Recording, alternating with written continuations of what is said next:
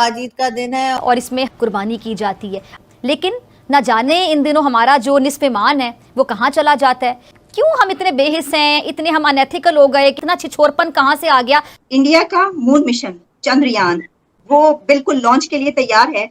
हम तो अभी सोच भी नहीं सकते चांद पर क्या हमारा तो यानी हमारा कंट्री वही एक चांद की सिचुएशन ऐसे पेश कर रहा है कि वो कभी लाइट नहीं होती, कभी पानी नहीं होता। अवाम 50 रुपए यूनिट बिजली का बिल भर रहे हैं, लेकिन बिजली आ भी नहीं रही। बिल भी भरो, बिजली भी ना आए।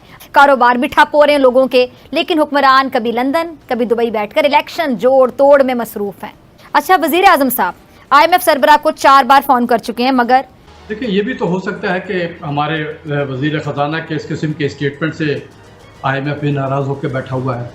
पाकिस्तान की बदकिस्मती यही रही है कि right man for the right job कभी भी नहीं रहा है। Right man for the right job लाते तो पाकिस्तान भी आज उसी तरीके से दुनिया में मुकाम हासिल कर रहा होता जैसे आज भारत का हो रहा है। जैसे जहाज उड़ता है ना रनवे पे, फिर एकदम उठता है, तो फिर जब उठता है वो ऊपर को जाता है। उसे कह रहे हैं कि इंडिया ने ऑल राउंड डेवलपमेंट की है।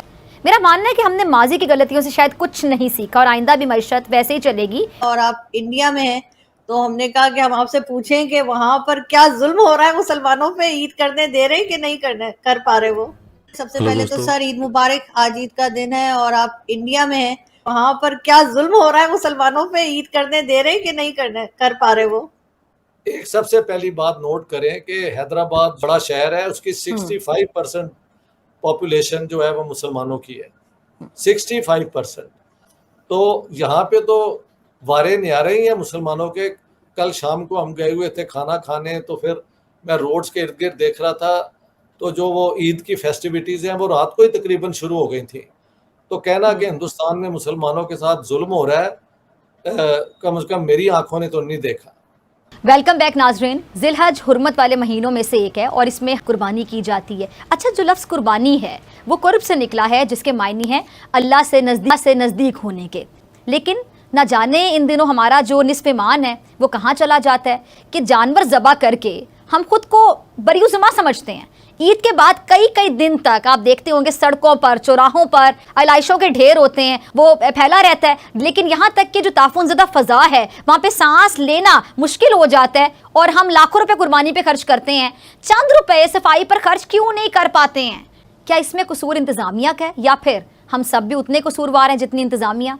क्यों हम इतने बेहिस हैं, इतने हम अनएथिकल हो गए कि हम रिस्पॉन्सिबिलिटी भी नहीं लेते हैं, खुद को बरीउज़्मा समझते हैं। तुम्हारा जानवर भारी या मेरा भारी, तुम्हारा हल्का मेरा हल्का, किसका ज़्यादा अच्छा, कितने जानवर आप कुर्बान करें। ये जो मुकाबलाबाजी लगी रहती है, ये कुर्बानी के हवाले से भी मुकाबलाबाजी हो रही होती है। इतना छिछोरपन कहाँ से आ गया कि हम इतने बेहिस हो गए कि हम कुर्बानी का जानवर लेते हुए भी मुकाबलाबाजी कर रहे होते हैं। अच्छा डॉक्टर साहब, एक खबर ये है, इंडिया का मून मिशन चंद्रयान वो बिल्कुल लॉन्च के लिए तैयार है। नासा की उस पर भी ये है सारी डिटेल्स, और जो इंडियन मीडिया है, इंटरनेशनल मीडिया, वो भी इसको रिपोर्ट कर रहा है। तो बड़ी बहुत तरक्की की तो हम बात करते ही हैं, लेकिन देखिए कि मून मिशन की भी उनकी एक जबरदस्त लॉन्च, ये 3 लॉन्च है। हम तो अभी सोच भी नहीं सकते चांद पर क्या हमारा तो यानी हमारा कंट्री वही एक चांद की सिचुएशन ऐसे पेश कर रहा है कि वो कभी लाइट नहीं होती, कभी पानी नहीं होता। तो आप कैसे देख रहे हैं इसको? देखिए, मैं तो अब इंडिया में इतना फिर चुका हूँ। उनकी जो बेस बनी थी ना 47 में, उन्होंने शुरू ही हैवी इंडस्ट्री से किया था। और इंडिया की पॉलिसी ये रही है कि फॉरेन टेक्नोलॉजीज यहाँ पे आके सिर्फ असेंबल ना करें, बल्कि वो पार्टनरशिप करें इंडिया के साथ। इस तरीके से मैंने देखा हर किस्म की कार अब यहाँ खुद बन रही है। अभी जहाँ जो मैं हो के आया हूँ बेंगलोर, वो तो इंडिया का हाई टेक कैपिटल है ना। इतनी वहां पे हैं ये आईटी की और बाकी साइंटिफिक प्रोडक्शन यहाँ पे हो रही है। और मुझे कोई बता रहा था कि 17 लाख आईटी इंजीनियर सिर्फ बेंगलोर में काम करते हैं। बेंगलोर के बाद नाम आता है हैदराबाद, अहमदाबाद, चेन्नई और पुणे का। तो इनकी तरक्की से अब जाहिर है पहले आदमी अपने इर्द गिर्द सारी चीजें डेवलप करता है, फिर वो स्पेस की तरफ जाता है। इंडिया ने हमेशा अपने साइंटिस्ट को इनकरेज किया है कि उसके अंदर वो आगे बढ़ के काम करें। तो 13 जुलाई को ये मिशन जो होगा, जैसे जहाज उड़ता है ना रनवे पे, फिर एकदम उठता है, तो फिर जब उठता है वो ऊपर को जाता है। उसे कह रहे हैं कि इंडिया ने ऑल राउंड डेवलपमेंट की है। हमने सारा कुछ छोड़ के तो न्यूक्लियर बम तो बना लिया है, क्योंकि हमने उस जिद में कि इंडिया के साथ ये कॉन्फ्रंटेशन ये है वो बना लिया है, लेकिन बाकी सारी चीजें जो होती हैं वो हमने उसे इग्नोर की है। मेरा मानना है कि हमने माजी की गलतियों से शायद कुछ नहीं सीखा और आइंदा भी मईशत वैसे ही चलेगी। अवाम 50 रुपए यूनिट बिजली का बिल भर रहे हैं, लेकिन बिजली आ भी नहीं रही। बिल भी भरो, बिजली भी ना आए।